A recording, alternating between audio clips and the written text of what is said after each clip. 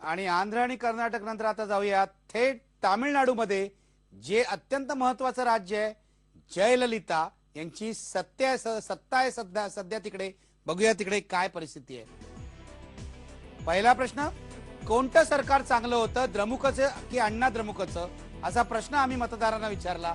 बघा ते काय म्हणतायत. जयललितांचं सरकार चांगलं होतं असं 43% लोक म्हणाले. द्रमुक सरकार चांगलं होतं 26% लोक म्हणाले. दोघेही तितकेच वाईट आहेत असं 11% लोक म्हणतायत. आणि दोन्ही सरकारं तेवढीच चांगली आहेत असं 60% लोक म्हणतायत. पण 43% लोक म्हणतायत की जयललितांचं सरकार अधिक चांगलं आहे. जाऊया पुढच्या प्रश्नाकडे. बघा पुढचा प्रश्न, जयललिता सरकारच्या कामगिरीविषयी हा प्रश्न आहे. या सरकारच्या कामगिरीवर तुम्ही समाधानी आहात का, प्रश्न आम्ही विचारला. 65% लोकांनी समाधान व्यक्त केलं. 2 वर्षापूर्वी ही संख्या 70% होते. असमाधानी असणारे लोक 28% आहेत आता. 2 वर्षापूर्वी ही संख्या 16% होती. पण सर्वसाधारणपणे बहुसंख्य लोक या सरकारच्या कामगिरीविषयी समाधानी दिसत आहेत. पुढे जाऊया. आज निवडणुका झाल्या तर किती टक्के मतं कोणत्या पक्षाला मिळतील बघा. द्रमुकला 16% मतं आज मिळतील, 9% घटतील. 2009च्या लोकसभा निवडणुकीला त्यांची मतं 25% होती. अण्णा द्रमुकची मतं 3% वाढतील, 26% होतील. काँग्रेसची जी मतं आहेत ती सुद्धा 3% वाढतील, 18% होतील, पूर्वी 15% होती. भाजपची मतं 8% वाढत आहेत, 2%वरून 10%वर जात आहेत. पीएमके त्यांची मतं 1%नी कमी होत आहेत, 5% मतं त्यांना यावेळी मिळतील. सगळ्यात महत्वाची गोष्ट म्हणजे अजून निर्णय न घेतलेले मतदार आहेत 18%. आता बघूया किती जागा कोणत्या पक्षाला मिळतील. आज निवडणुका झाल्या तर लोकसभेच्या जागा अण्णा द्रमुकला किती मिळतील ते बघा. अण्णा द्रमुकला मिळतील 16 ते 20 जागा. सत्ता आहे त्यांची. 9 जागा होत्या पूर्वी, त्या वाढतील. द्रमुकच्या 18 जागा होत्या त्या कमी होऊन 8 ते 12 वर येतील. काँग्रेसच्या 8 जागा होत्या त्याही घटतील, 1 ते 5 वर येतील.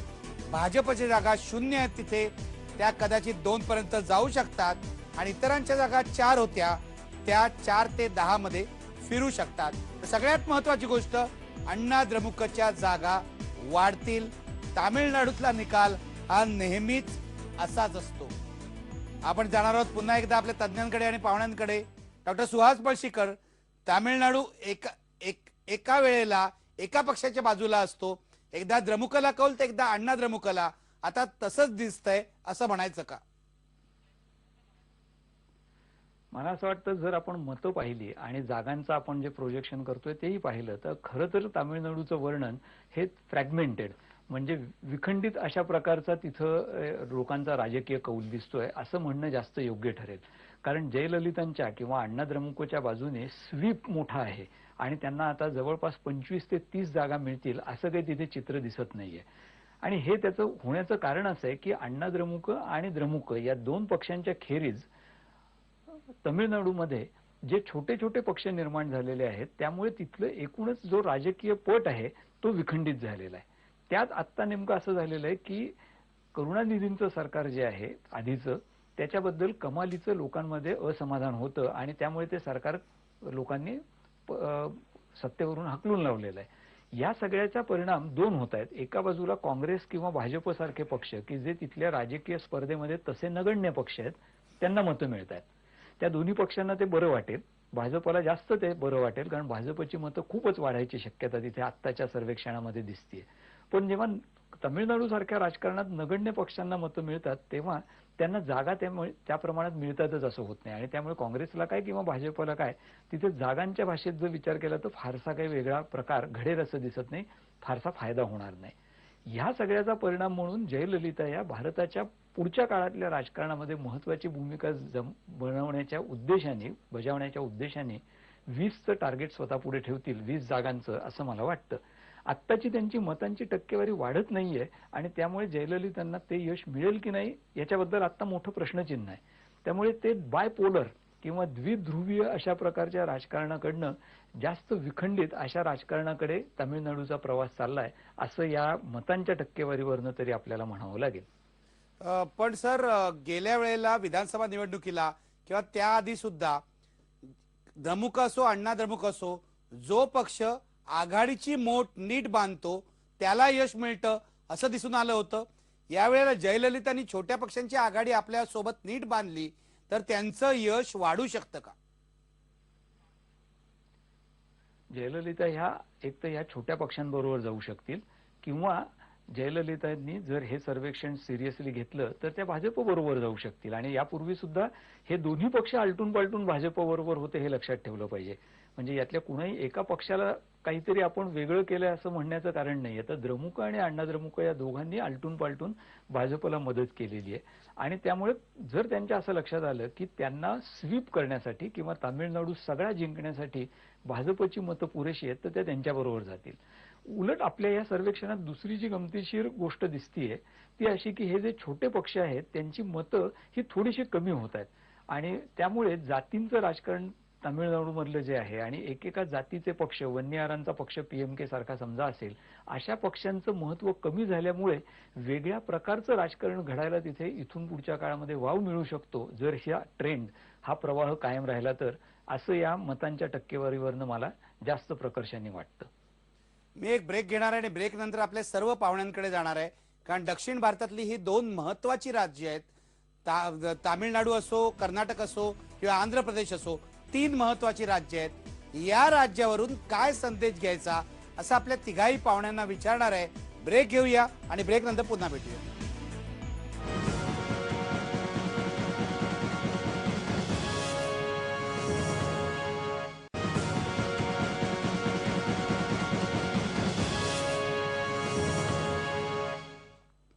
आजच्या सर्वेच्या कार्यक्रमाचा हा शेवटचा भाग आहे आणि मी एकूण दक्षिण भारताचं चित्र काय असेल असं आपल्या पाहुण्यांना विचारणार आहे. सुरुवात करतोय डॉक्टर सतीश देसाई तुमच्यापासून. आपण बघितलं आंध्र प्रदेश, कर्नाटक आणि तामिळनाडूत काय परिस्थिती आहे. आंध्र प्रदेशात तुमचं नुकसान होत आहे, कर्नाटकात फायदा होतोय, तामिळनाडूमध्ये तर प्रश्नच नाही येत आहे कारण तिथे अण्णा द्रमुक पुढे आहे. तुम्ही काय अर्थ लावताय? नाही, मला असं वाटतं की या सगळ्या तिन्ही राज्यांच्या मध्ये जो पहिला गेल्या निवडणुकीमध्ये जी परिस्थिती काँग्रेसची होती, काही ठिकाणी प्लस काही ठिकाणी मायनस, हे दोन्ही गृहीत धरलं तर कर्नाटकमध्ये मोठ्या प्रमाणात प्लस मध्ये होऊ शकेल, आंध्रमध्ये मोठ्या प्रमाणात किंवा कमी जास्त प्रमाणामध्ये कमी होऊ शकेल, तामिळनाडूमध्ये अजून 9 महिने निवडणुकीला आहेत. डीएमके बरोबर ती ज्या पद्धतीने कशा पद्धतीने दिल्ली मध्ये किंवा हायकमांडच्या ह्याच्यावरती जसे ऍडजस्टमेंट होतील त्या सगळ्या गृहीत धरल्या तर या 9 महिन्याच्या काळामध्ये, 9 महिन्यानंतर निवडणुका झाल्या तर काँग्रेसची दक्षिण भारतातली स्थिती जी गेल्या वेळेला होती तेवढीच राहायला मदत होईल. आपण तामिळनाडूमध्ये सांगितलेलं आहे की 3% मतदान वाढत आहे. ते वाढणारं मतदान हे छोट्या छोट्या पॉकेट्समध्ये वाढणार आहे आणि त्या छोट्या छोट्या पॉकेट्समध्ये काँग्रेसची कन्सॉलिडेटेड एकत्रित एक गठ्ठा मतं त्या भागामध्ये आहेत. त्यामुळे त्या परिस्थितीमध्ये काँग्रेसचे उमेदवारांची संख्या तामिळनाडूमध्ये काही प्रमाणात 1, 2, 3, 4 ने सुद्धा वाढण्याची शक्यता आहे. कर्नाटकमध्ये ती संख्या खूपच मोठी वाढेल आणि आंध्रमध्ये कमी होईल. या तिन्हीचा एकत्रित विचार केला आणि त्याला जोडून जी पावलं काँग्रेस केंद्र पातळीवरती राबवू पाहत आहे, योजना आखलेल्या आहेत आणि सर्वसामान्य माणसाला केंद्रभूत धरून ज्या योजना त्याच्यापर्यंत पोहोचवण्याचा प्रयत्न चाललेला आहे, विशेषतः फूड सिक्युरिटी बिल, या सगळ्या गोष्टींचा फायदा, देशात वाढत जाणारा दहशतवाद, त्याच्या विरुद्ध करायच्या प्रतिबंधक योजना, त्या सगळ्या गोष्टींचा विचार केला तर या होणाऱ्या निवडणुका जर वेळेवर झाल्या तर त्या निवडणुकीमध्ये काँग्रेसची दक्षिण भारतातली आज आहे तेवढी स्थिती राहील. त्याच्यामध्ये फार काही कमी होईल, कन्सॉलिडेटेड तिथे एकत्र मिळून फार काही कमी होईल असं मला वाटत नाही. बरोबर आहे. म्हणजे आंध्र प्रदेशातला जो तोटा आहे तो तुम्ही कर्नाटकामध्ये भरून काढाल असं तुमचं म्हणणं आहे. गिरीश बापट, तुमचं काय म्हणणं आहे? कारण कर्नाटकात भाजपचं मोठं नुकसान होत आहे. नाही, मगाशी मला तामिळनाडू बद्दल बोलायला मिळालं नाही, पण मी तुम्हाला त्याच्यात सांगू इच्छितो की डीएमकेच्या केंद्रीय मंत्र्यांनी केलेला भ्रष्टाचार आणि राजापासून कळीमणीपर्यंतची एकंदर आता असणारं त्यांच्याबद्दलचं अभिमत ह्याच्यामुळे डीएमके खाली येत असताना जयललितांनी फार सावध भूमिका तामिळनाडूमध्ये घेतली आणि भाजपची मतं 8% 10% जात आहेत आणि 18% इतर मत आहेत. त्यामुळे ह्या सगळ्यांची जर गोळाबेरीज केली तर डीएमके आणि काँग्रेस तामिळनाडूमध्ये आणखीन खाली येईल. मी असा दावा करणार नाही की आता आंध्र आणि तामिळनाडूमध्ये भाजप खूप अप येईल, पण निखिलजी तुम्हाला मी एक सांगतो की ह्या 2-3 राज्यामध्ये काँग्रेस खाली येणं हेच भाजपच्या दृष्टीने केंद्रात वर येणं आहे. हा त्याच्या मागचा आमचा हे आहे. कारण जयललितांनी पाठिंबा नाही दिला युपीएला, डीएमकेने दिला आणि त्यामुळे आत्ताच्या सगळ्या स्थितीत साऊथमध्ये काँग्रेस फार वाढेल असं नाही, भाजपही फार वाढेल असा माझा दावा नाही. आपण वस्तुनिष्ठ विचार केला पाहिजे. पण काँग्रेस कमी होणं हेच भाजपला दिल्लीत एनडीए प्रबळ होणं असं मला वाटतं. नंबर 1, मला सतीश देसाई जो मागापासून मुद्दा उपस्थित करतायत की आता नवीन आम्ही काही जाहीर करू, जसं अन्न सुरक्षा बिल त्यांनी आणलं. अहो, ह्या देशातली जनता एवढी खुळी नाहीये. तुम्ही आता 4 वर्ष सत्तेवरती, 5 वर्ष सत्तेवरती असून तुमच्या जाहीरनाम्यात दिलेली आश्वासनं आता जादूगारच्या पोतडीसारखी बाहेर काढत असाल तर निवडणुकीच्या तोंडावर तुमचं इंदिरा गांधींपासून गरिबी हटवचा नारा आहे. का गरिबी नाही हटली हा प्रश्न जनता तुम्हाला विचारणार आहे. आणि म्हणून अशी बोगस बिलं आणून, बोगस ह्या अर्थाने की त्याचा फायदा काही होणार नाही, अंमलबजावणी होणार नाही, फक्त निवडणुकीच्या लोकांची दिशा बोलवील, म्हणून देशातली जनता आता काँग्रेस किती भ्रष्ट आहे हे ओळखून आहे आणि म्हणून युपीएला बाजूला सारेल. आणि जयललिता असतील, बाकीचे घटक पक्ष आहेत. आंध्रमध्ये देखील मला बोलायला मिळालं नाही, पण मी आम्हाला सांगतो की आंध्रमध्ये काँग्रेस डिव्हाइड होणार आहे. त्याने आता निर्णय काही घेऊ, काही धरलं तर चावते आणि सोडलं तर पळते अशी अवस्था काँग्रेसच्या आंध्र प्रदेशामध्ये झालेली आहे आणि भाजपची सारखी मतांची संख्या वाढते.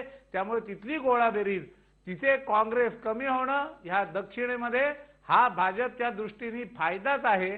जसं आपल्या महाराष्ट्रात आपण म्हणतो ना की विजेची बचत हीच विजेची निर्मिती, तसं काँग्रेसचा पराभव हाच भाजपचा विजय, असं या 3 राज्यांपुरतं माझं विश्लेषण आहे. मी चांगली घोषणा सांगतो बापट साहेब तुम्हाला, काँग्रेसची अधोगती हीच आमची प्रगती असंही तुम्ही म्हणू शकता. शेवटी मी डॉक्टर सुहास पळशीकरांकडे जातोय. डॉक्टर पळशीकर, तुमचं दक्षिण भारताचं निदान काय? आपण ज्याची चर्चा केली नाही ते 4थं राज्य लक्षात घेऊ आधी एक क्षणभर. केरळ. केरळमध्ये सुद्धा काँग्रेसचं आता सरकार आहे आणि साधारण केरळचा लौकिक असा आहे की तिथे आलटून पलटून होत असतं, आदला बदल होत असते. पण आपल्या सर्वेक्षणामध्ये मात्र आता जे दिसतंय त्याप्रमाणे असा अंदाज करायला हरकत नाही की डावी आघाडी आणि काँग्रेसच्या नेतृत्वाखाली असलेली युनायटेड डेमोक्रेटिक फ्रंट या दोघांच्या मध्ये साधारणपणे आता तिथे समतोल आहे. हा समतोल जागांच्या भाषेमध्ये जर बोलायचं झालं तर साधारणपणे त्या जागा स्प्लिट होतील किंवा एकसारख्याच वाटल्या जातील असं दिसतं.